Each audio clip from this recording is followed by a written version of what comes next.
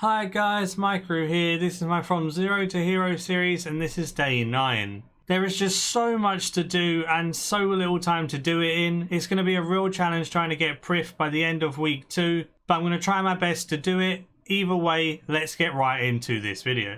There we go, we got another large lamp. We got 2 of those today and we got 68 dungeoneering from that sinkhole. 7 levels for that prif requirement to be ticked off. Bought myself 5,000 mithril bars. I'm going to make some mithril long swords to get some smithing gains. This will be enough for 2,500 mithril long swords and I'll see how much profit we get from this. Now it's time to AFK for like 5,000 bars. Doing the same thing over and over. Dragon hatchets are so cheap now. 732k and I'm 1 level away. When I'm 61 woodcutting, I'll put this on my tool belt and boom. There it is, 61 woodcutting. Add the dragon hatchet to my tool belt and now I can continue doing the divine use for today. Probably get close to 62. 62 woodcutting. And I done some more smithing while waiting for all the divine locations to pop up, so didn't really lose out on anything either. Feels good. Warbands is good XP, but I don't do it often enough because I either forget because it's every 7 hours and I don't really have that timer built into me and I'm doing so many other dailies, I always just overlook it. I end up just doing a cache instead or something and not realising. I managed to find a Dark Warrior Fortress world pretty easily, quickly picked up 25 herblore supplies and ran away. The only other thing is it's in the wilderness and I hate going into the wilderness and doing all of these things. It just frustrates me. So I don't do it too often, but yes, it's a very efficient way of training and it's very, very good. Right, let's see how much XP this is going to give me. We'll trade it in for XP. Oh, 2 herblore levels, went from 58 to 60. Now let's see if we can get any more of the camps in any other worlds. I went back to a different camp in Dark Warrior Fortress, managed to get a lot of construction supplies, and I actually got the Wand of Treachery as well. When I got that wand, I was a bit scared, but no one attacked me thankfully, so I quickly carried on looting and ran off. Then it was time to trade in those construction supplies too. Time to trade in these 20 construction supplies and see how far we get. Okay, we got 2 construction levels as well, 52 to 54. That was a pretty successful warband. Just doing my daily runs like the rune shops and going to get viswags and then doing things like feathers. Making some decent money every day doing this. It adds up very fast. I would definitely advise doing your feathers, your runes, your viswags, everything like that you can because it's just so useful. 88 viswags with elemental runes. Yeah. These myth long swords are actually really good XP. They're about 170k experience an hour with the pulse scores that keep popping off here, the portable forge buff and everything like that. You make money at the same time as well. So that's absolutely awesome how much GP and XP you make. I'll have a look about the GP rates after once I've finished all of the bars. But it's really, really good and I'm surprised by how much money I made. We finished our second cache for the day and got 64 divination. Cheeky willow tree run. Let's see if we can get a level or 2. 4k away from 50 farming. That was a pretty good tree run considering it was only normal trees. Next tree run I'll be able to do both normal and fruit I think and we'll get a good amount of XP. So these mithril longswords sell a fair amount under mid and they sell quite slowly, but after an hour or so these all should sell. Because people buy them for parts and stuff, they're very good for sharp and things like that. So people do buy them and it just buys over time. People buy them in lots of like 100 or 500 or so. I paid 6.8 mil for all the bars and then I made 2,781 two-handers, which took me just under 2 hours and I made 500k. So it's probably about 300k profit an hour or something, alongside being about 175k experience an hour with those pulse scores popping off and stuff in portables. I'm okay with this. Okay, I have to slow sell the myth longswords to make that 500k profit, but I can probably insta sell them and break even, so that's still really, really good. Now I'm probably going to move on to doing some more AFK mining, as it's really awesome with that Juju mining potion. Whenever shooting stars are coming down, they come in waves and you can actually get some good experience from doing these fallen stars. Using the star find friends chat, you can go to any world that's called to have a star and you can start mining it. You can mine the Stardust from the Crash Star, which gives you quite a lot of experience. You can then hand that Stardust in to the Teletubby that shows once that star's been mined. You can constantly hop to different places in the friends chat whenever it's called. So say you're at a stage 3 star and a stage 6 is called, you can go to the stage 6 if you have a higher mining level and get more XP there. It doesn't matter where you get the dust from or how long it takes you to get the dust. As long as you trade it into a Teletubby at the end, you can do that once a day. It gives you some GP, some items. I'll come back once this star is over and show you the rewards you get from the Teletubby after the star is mined. But remember, if you want to get some nice, easy AFK mining XP, join the Starfind Friends chat, look for those crash stars when the wave happens, and you can get some very good gains. There's the Teletubby. You can get a maximum of 200 Stardust. Just make sure when you do trade it in, you have 200 dust. There's the Teletubby. If you talk to him, he'll take your 200 dust and give you some rewards. So he gave me 50k GP, 20 gold ore, some cosmic runes and some astral runes, and the ability to double mine ore for the next 15 minutes. I'm not 100% sure if this works on sandstone, so I'm going to go test it now. But either way, 15-minute buff of double ore still can be very, very useful for things like iron and power mining that at lower levels. Okay, never mind. It doesn't work with the sandstone, so it's obviously only ore and it doesn't count this as ore and all that. So it doesn't work with sandstone, but works with others, so it's still decent. The best thing about it is the XP you get from actually mining the stars and then that extra GP at the end. We're at 60 mining now. I'm going to take a break and I'm going to go start the Tuskers minigame in a minute. The Tusker minigame gives a little tiny bit of experience, but it's not really for the XP reward. It takes about an hour and a half and you get the Tuskers Wrath ability, which helps so much with Slayer. And then it's a decent ability on its own as well, even off of Slayer tasks for things like magic. So I'll go unlock that soon and show you how to do it. It's very good to do at the earlier levels because Tuskers Wrath is awesome and you get a bit of experience which is better at the early levels. You can also unlock Sacrifice, Devotion and other abilities there, but you can do that via God Wars Dungeon, killing the minions. It's much easier to kill the minions for those abilities, so I'm not going to buy those ones now and I'm going to wait until I go to the God Wars Dungeon and get them there. Sacrifice and Devotion are amazing abilities, but I'll get them via loot share in God Wars Dungeon later. I'll also show off how to do that because that is another really useful thing. So now on to Tuskers Wrath. Fire making level 60. When you're doing the Tuskers minigame, you just burn these tentacles over and over again. Just click the holy fire to pick up a torch and then just keep clicking. The torch will constantly burn. You can do it solo or up to 4 players. It doesn't really matter how many people you're doing it with. It's actually easier solo, I think. So doing it with a couple of friends is kind of fun though. Once you hit 25% of any minigame, you can't get any further than 25%. There's 4 different minigames. You do all 4, it gives you 100%. Then when you have 100%, that's 1k points. You need 4k points for the Tuskers Wrath ability. This means that Tuskers Wrath is going to take you around an hour and 20 minutes because each game is 20 minutes. But at least it makes it nice and easy. So I'm 25%. This will take me to 50%. All you do on this one is run around the agility course and you can charge these ancient runestones when you get to them. And then you just continuously run around, continuously do the agility course and everything. There's nothing too special about it. It's pretty straightforward. You just keep running in circles over and over again. And then you just siphon the gemstones whenever they're active. And then you get some good percent and you go to 50% before the end of this and you're good and set. Managed to get 50% on the last one as well. Now on this one, you can lay traps and different things, but the easiest way to do this one is continuously build the shattered pylons. It gives a tiny bit of construction XP, which actually adds up over time, but it gives you percent very, very fast. I'm already on 54% and we haven't even built the second pylon yet. Just keep running around constructing those pylons and you'll get to 75%. Obviously the order of these events is random. So this might be your first event and this would be what you get to 25% with. So as long as you're hitting 25% for every single one of the 4 that you do, you'll get 100% by the end. There you go, already done, 75%. This is definitely the fastest one. It's so easy. You get some construction XP at the same time. Can't complain.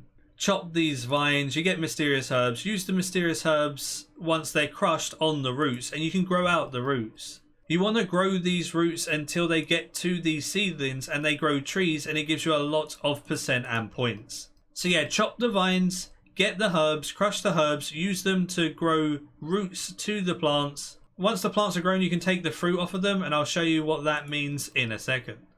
So I nurtured the root to this plant.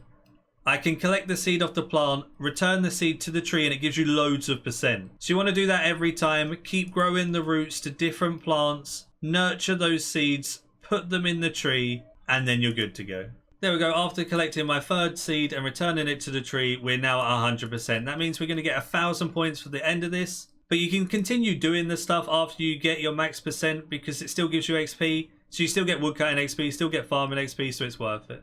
Once you're finished, you'll get some points. So if I check with the guy that you trade, so if you check the reward shop with this guy, because I got 100%, I get 1,000 reward currency, and we want to unlock Tuskers Wrath, which is 4k. So now we just do games over and over again until we get Tuskers Wrath. I need to do 3 more games, so that's going to take 20 minutes a game, so an hour more, and I'll have Tuskers Wrath.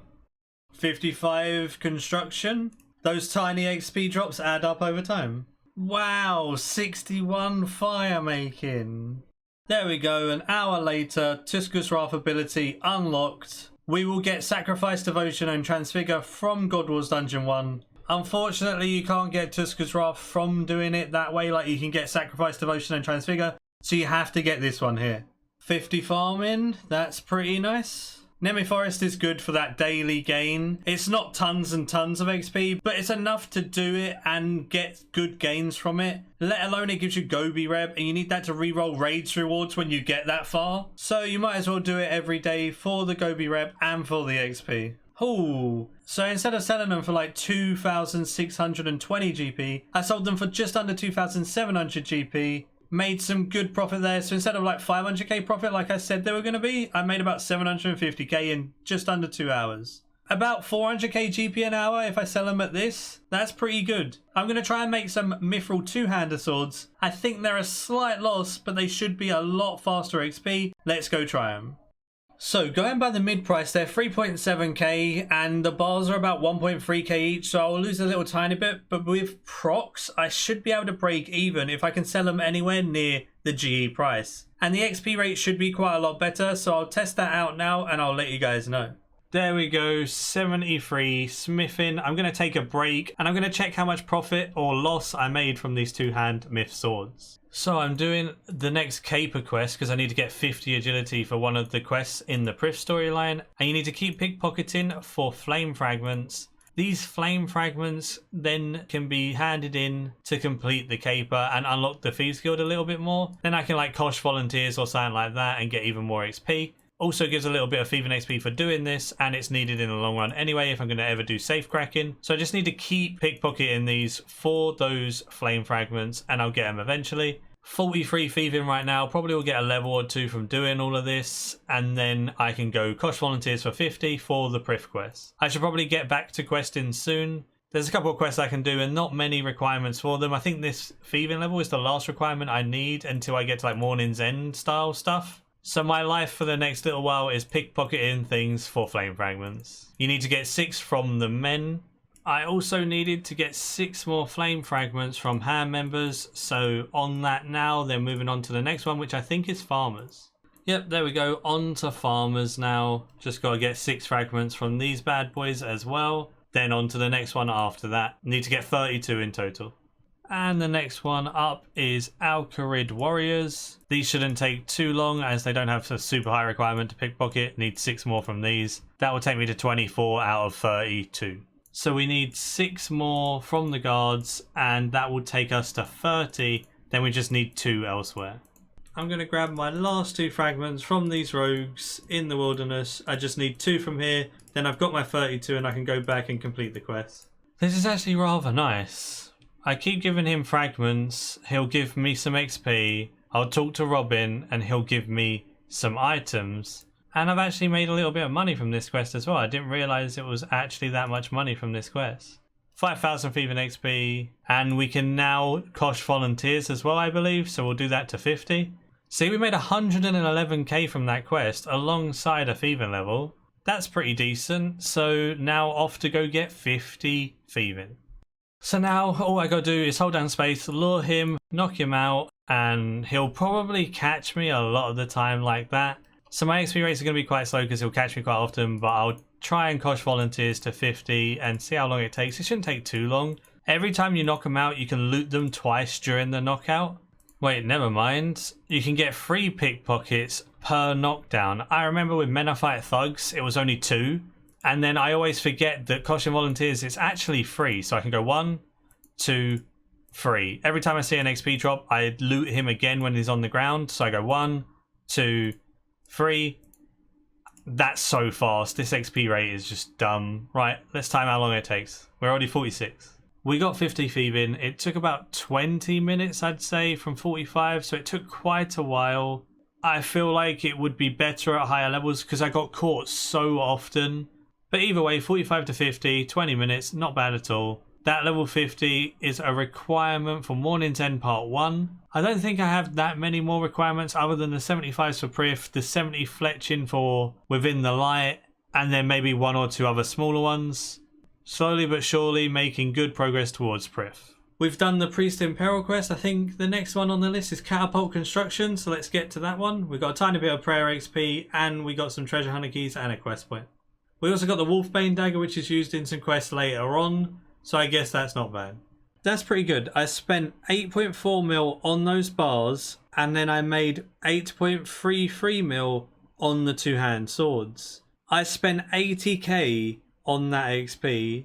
It took me about an hour and 40 minutes. This equated to 230,000 XP an hour as well. So 230k experience an hour and breaking even pretty much. I'm okay with Myth 2-handers. Now back to questing. Catapult construction done, 15,000 construction XP, 5k fletching, a couple of other random stuff. Let's keep going. Making history is done. That also allows us to do meeting history, which gives some typeless XP, so I might as well go do that as well. We've done meeting history for some extra XP, so we can read the old tome and we can choose it on different skills. We're going to go agility, we're going to go summoning, and then we're going to go thieving. There we go. And we got 31 summoning. Not too bad. Easy quest complete. I know it's a requirement for some other things in the future anyway, so might as well get it done now. I had a daily for making giant chinchomper pouches, which means I needed to buy some chinchompers. I thought at that time to go to the abyss with a scrimshaw of sacrifice once I get 1 more range level and hit 50 range. This then means I need to go get the Ava's accumulator to help out with range, and I need to power out 75 range for prif anyway. Seems like a good way to do it. Time to do this summoning daily before doing any of the quests or anything like that anyway. Just have to make 2 giant chinchomper pouches. That's the daily done. Let's go trade it in. Turning in the challenge got me to 33 summoning, up from 31. That's not bad. Gonna go do familiarization now so I can get another piece of the shaman's outfit for when I go train a little bit of summoning in preparation for prif later on. Doing familiarization, I took the box of summoning ingredients, got my shaman leggings, so now I have 2% increased XP when doing summoning. I'll do this every single week and I get the full shaman's outfit and the head add-on in 6 weeks, and that will help so much when going for max. You also get a little bit of items that can be sold on the GE for some money. Agility's going up as we put literally all of our lamps and stuff into it. It's the most annoying skill to train, so everything's going into that. And this is the chicken quest done. It was the only thing we needed left for animal magnetism, so now we can go do that and get our accumulator. I did a sinkhole, got the preening ibis card, which gives you a random piece of the outfit or the Nabe title, and I got lucky enough to get the Nabe title, so I'm going to rock this for a little while. Nubaru the Nabe sounds pretty good and is pretty fitting. We got a huge lamp and the Nabe title from the first sinkhole. This sinkhole we got a small lamp, a medium lamp, which will both get us to 69 dungeoneering. 44k away from 70, should get that tomorrow with the sinkhole then. Slowly but surely progressing towards that 75 for prif. I'll do a couple of floors at the end of the grind towards prif. I'll try and do sinkholes for as long as possible. Animal magnetism is done. I still have 49 range though, which meant I needed to use the keys from the quest to quickly just get that last 1k XP I needed in range. Now that I'm 50 range, I can easily upgrade the Ava's device into an Ava's accumulator, which requires 50 range.